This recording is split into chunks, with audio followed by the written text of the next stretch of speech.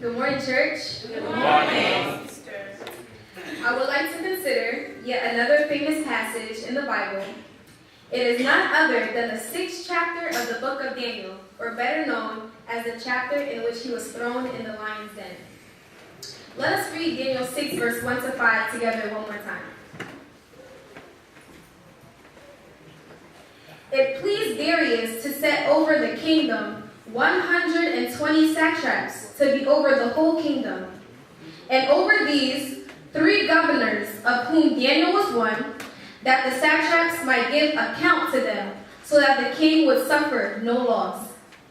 Then this Daniel distinguished himself above the governors and satraps, because an excellent spirit was in him. And the king gave thought to setting him over the whole realm. So the governors and satraps sought to find some charge against Daniel concerning the kingdom. But they could find no charge or fault because he was faithful. Nor was there any error or fault found in him. Then these men said, "We shall not find any charge against this Daniel unless we find it against him concerning the law of his God." Let me start off by telling the story of Daniel. So as we all know, at that time, Nebuchadnezzar was the king of Babylon. So he took Daniel and his people into captivity.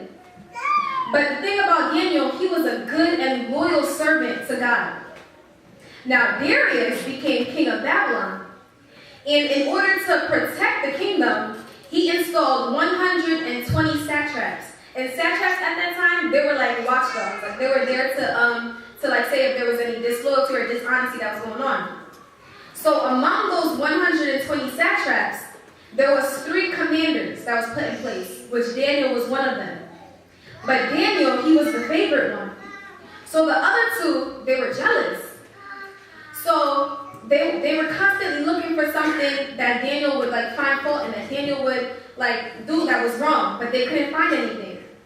So they was like, man, I know that what we can do. Because he is very faithful to God, we can come up with like the law of his God, like that was his fault. So they went to the king, and they told the king, they were like, yeah, we talked to all the governors, all the satraps, all the commanders, we talked to all of them. And we came up with a plan that you should build a statue, and no one should worship any other god but you for 30 days. And if we catch anybody worshiping anybody else but you, they will be put in the lion's den. So the king, he was kind of iffy, but he signed it and the law was passed. So Daniel, who knew about this, he went into his room and he started praying like he always does, 3 times a day. And his enemies, they saw him and they brought the situation to the king. They said, "King, didn't you say that no one should worship any other god but you?" And they said that they caught Daniel praying. And because King Darius was like, he loved Daniel, he was sad. But they said that the law is unchangeable. So they got Daniel and they put him in the lion's den. But they did something. They didn't feed the lions for several days, which means anyone who was put in that den would be immediately destroyed.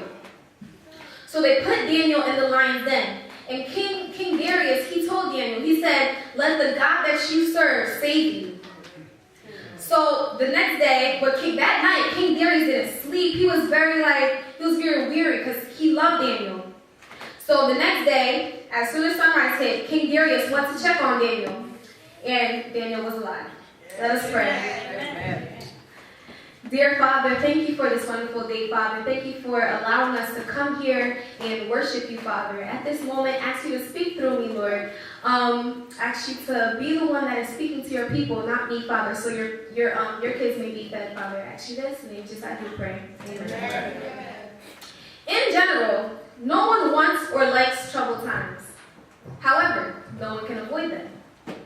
What most of the time we forget is that through our trials and tribulations, we are not alone. For the Lord of peace and happiness is and always be by our side. He knows way before what is going to happen to his children. And he makes plans according to his promises. We don't understand troubles that happen in our life, nor do we understand why they happen. However, there is one thing that we need to be sure of. Yet, in all these things, we are more than conquerors through him who loved us, according to Romans 8, verse 31. Therefore, you should not lose faith because you are children of the greatest Father of all time. Do not give up, because you are heirs to God of perseverance. Lorsque on a vu ou ébranlé, et lui semblait que n'a effondré, même si tu as senti ou perdu toute balle, il y a deux bails importants ou pas de jamais oublier. Bon Dieu est bon et bon Dieu est fidèle. Il n'y a pas jamais quitté ou effondré. Et pas aucun problème qui n'a pas de solution avec l'Éternel. Donc, pendant la période difficile, qui aime parole bon Dieu? Car la parole a une puissance pour fortifier nous et pour lever nous. Dans la vie, il y a des gens qui peuvent marcher, mais il y a l'autre, c'est doucement qui peuvent marcher. Et il y a l'autre, c'est courir qui peuvent courir.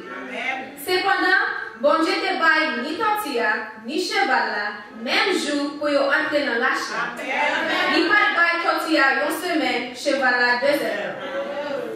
Voyage par là, c'est difficile, et même très difficile. Mais quel que soit difficile ou pas, il faut qu'on arrive quand même à la destination, et c'est ça qui est important.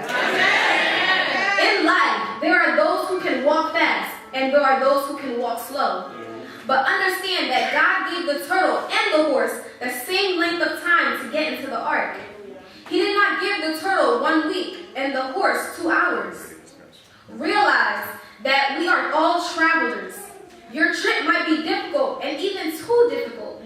Nevertheless, you need to finish the course no matter what. Amen. We care a lot about what others see, how others see us. What is important is not how others see us, but how God sees and understands us. Yes. Although Daniel has been serving in the royal courts for a very long time, still he had maintained the righteous life that he and his friends demonstrated in Daniel 1, verse 8. The power and the privilege Daniel enjoyed as an official of the kingdom all these years could not corrupt him.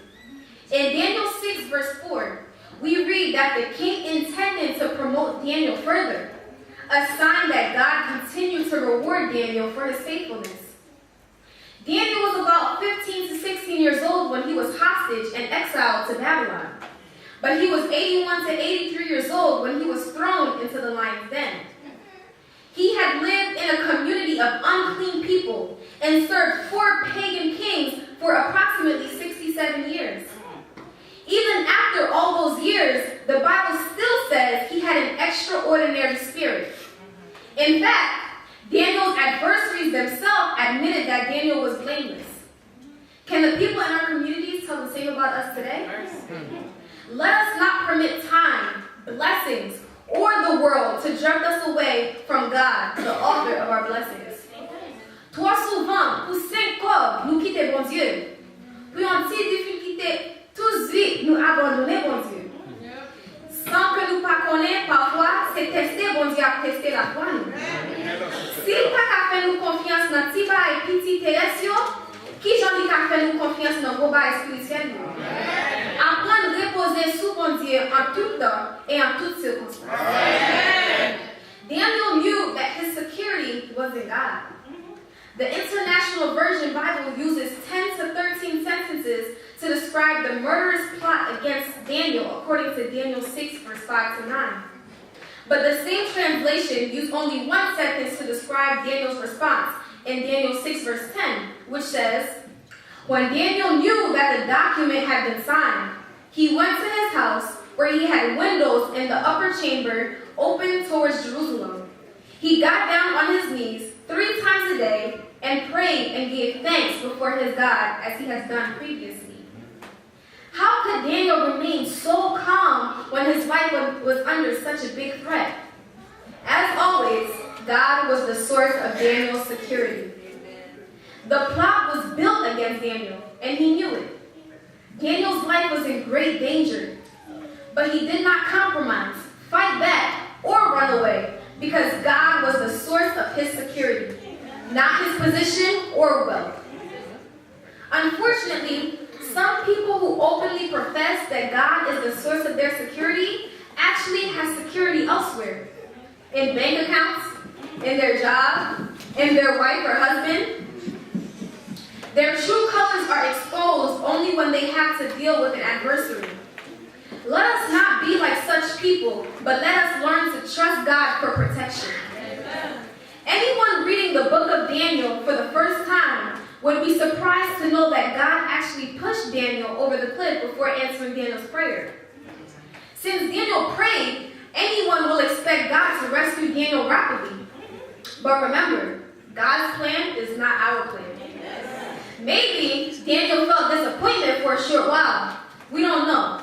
But we do know the situation in which Daniel was in because his adversaries caught him in the act. Not even the king himself, who gave the order, could rescue Daniel from the lions. As a matter of fact, King Darius could not even prevent Daniel from going to the lion's den. Why? Because through this difficult time, God wants to prove that He is God, and He will deliver when His children are faithful to Him. King Darius knew it. My Bible tells me in Daniel 6, verse 16, "But the king spoke, saying to Daniel, 'Your God, whom you serve continually, He will deliver you.'" Daniel's enemies had their wildest dreams come true. Daniel was thrown into the lion's den. At last, the wicked administrators and the satraps got rid of Daniel forever. C'est ça yo te pensé. Yo oublié que bon Dieu Daniel là, c'est le Dieu qui compte délivrer. Et je dis à moi le Dieu, même bon Dieu Daniel t'a servi, c'est lui qui a servi Dieu. Si vous fidèle, vous avez besoin de délivrance tout, même Jacques Daniel. It appeared like God had finally taken a break and couldn't come to Daniel's rescue. My dear brothers and sisters, it was not so, because God will never abandon His children. God is supreme, and He is not obligated to rescue anyone. He will choose which one of His children will live or not for His glory. Don't attempt to figure out how God thinks. Just know, whether good or bad, God has a higher purpose in everything that happens to us. Sadly, He cannot use some of us for His glory, because we are like the boy they caught counting his ribs on the biology exam. When God tests you, do not cheat. Remember, the teacher is always silent during the test. God, our teacher, will definitely reward us if we remain faithful to Him, even in times of test. As they threw Daniel in the lion's den, they thought it was over for Daniel. They set up the scene really good. They did not feed the lions for several days, leaving them so hungry that Daniel will perish immediately he hit the floor. Too bad for them, because God had another plan for His faithful child. He sent His angels to change them from lions to lambs. As Daniel hit the floor, the lion became playing toys for Daniel. The next day, the king woke up early. He approached the den with fear, because he did not know what to expect. He approached the den. His heart was beating very fast. His hands were shaking. His mouth was drying up. And with a soft and cracking voice, he called Daniel. "Daniel, servant of the living God, has your God, whom you serve continually, been able to deliver you from the lions?" He didn't know what to expect, because our God is in the saving business. He is the God of the impossible. My Bible tells me that Daniel responded in verse 21, "O king, live forever. My God sent His angel and shut the lion's mouth, so they have not hurt me, because I was found innocent before Him, and also, O king, I have done no wrong before you."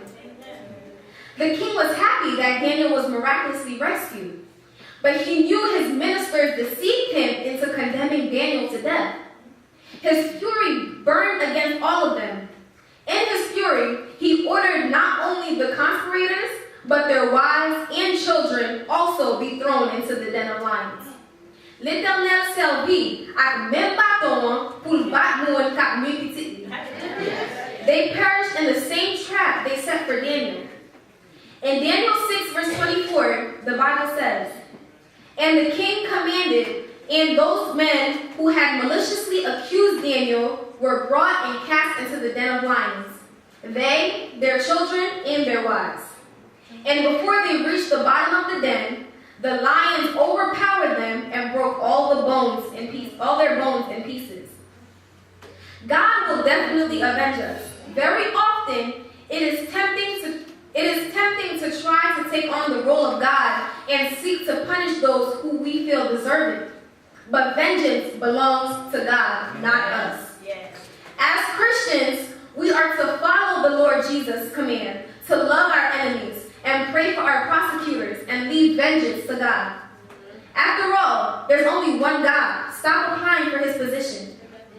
According to Tertullian, John, the author of Revelation, was banished to Patmos after being plunged into boiling oil in Rome and suffered nothing from it. It is said that all who were in the stadium were converted to Christianity upon witnessing this great miracle. In the light of our passage today, I want to encourage you to remember God is capable of accomplishing greater things, not only in our lifetime, but also in death. Not many of us will be able to defy death like John. But whatever happens, let us not be afraid, but let us always thank and praise God for his goodness. Do not give up because of what others think of you. Jacob looked at Joseph and saw just the son. His 10 brothers saw a useless dreamer, while the travelers who bought him looked at him and saw a slave. Potiphar looked at Joseph and saw a very good servant, while Potiphar's wife saw in him a possibility for a good-looking boyfriend. But let me tell you, when God looked at Joseph, he saw a prime minister to be. Amen. Do not worry about what others see in you, because God always sees something good coming out of the bad. Yes. Keep fighting the good fight. Stay faithful to our Lord, and you will be delivered from your lion's den. Amen. Remember that God is always with us and for us. As the Apostle Paul said, neither death nor life or anything else for that matter can separate us from the love of God. Amen. It is my prayer that through your trials and tribulations, you will remain faithful to the Father throughout your journey of faith until the day you will be called to be home with Jesus Christ. May the Lord bless you all.